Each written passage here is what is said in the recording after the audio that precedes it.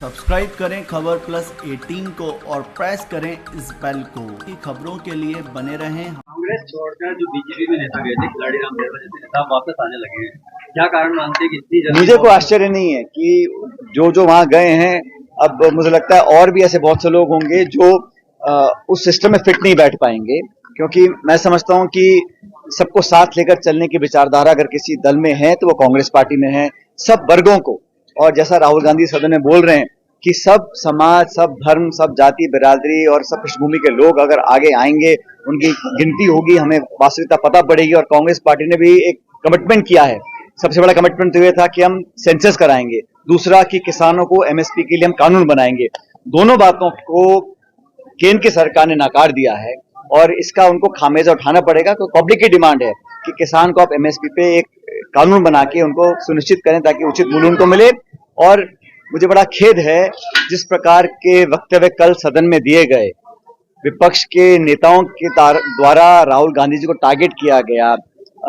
जाति, धर्म, समाज की बात करना संसदीय प्रणाली में शोभा नहीं देता।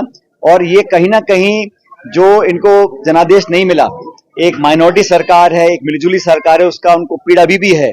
जो उत्तर प्रदेश में, राजस्थान में, हरियाणा में, पंजाब में, महाराष्ट्र में जो सेटबैक हुआ है बीजेपी को, उसको पचा नहीं पा रहे हैं, इसलिए राहुल गांधी जी को टारगेट कर रहे हैं।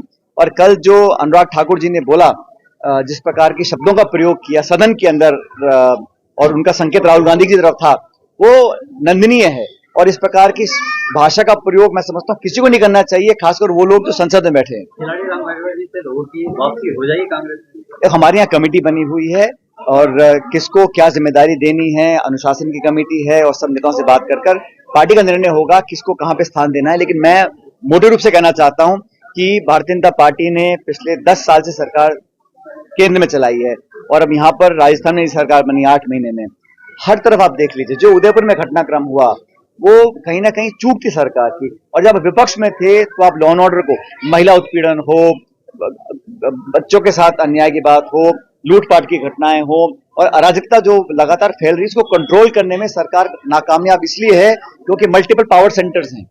वहां पता नहीं कि एक्चुअली में सरकार चला कौन रहा है। सब निर्देश दिल्ली से आते हैं और कहीं ना कहीं ये अफसरशाही हावी हो रही है सरकार के ऊपर। ऐसे आम जनता की धारणा बन चुकी है। लेकिन राजनीति में अच्छे शब्दों की आप बात करते रहे हमेशा कि राजनीतिक स्थिरता बनती है, लेकिन शांति धारीवाल जी के वक्तव्य को लेकर उस प्रकरण का संज्ञान स्पीकर साहब ने लिया और उस पे जो धारीवाल जी को माफी मांगती उन्होंने माफी मांग ली और उनको जो रूलिंग देनी थी स्पीकर साहब ने दे दी है।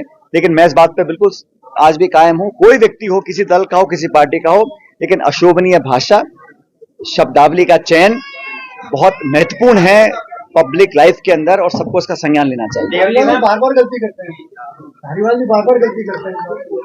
अब गलती की तो माफी मांग लिया, बात खत्म हो गई। लेकिन हाँ, ये इन चीजों से बचा जाना चाहिए क्योंकि इससे जो नई पीढ़ी है उस पे एक अच्छा प्रभाव नहीं पड़ता। सहित 5 सीटों पर चुनाव है, चुनाव जो है पांचों सीटें कांग्रेस पार्टी जीतने जा रही है क्योंकि जो परिणाम आए राजस्थान में, बीजेपी को बैकफुट पर हम लोग लेकर आए, हम और हमारे सहयोगी दलों ने ऐसा कर दिखाया और 5 सीटों पर बीजेपी हारेगी, मुझे पूरा विश्वास है। युवाओं की आवाज उठाते हैं, 5 सीटों पर क्या युवा उम्मीदवार होंगे? जो जीतने वाला होगा उसको टिकट दिया जाएगा, सबसे चर्चा करी जाएगी, किसी एक व्यक्ति की बात नहीं है।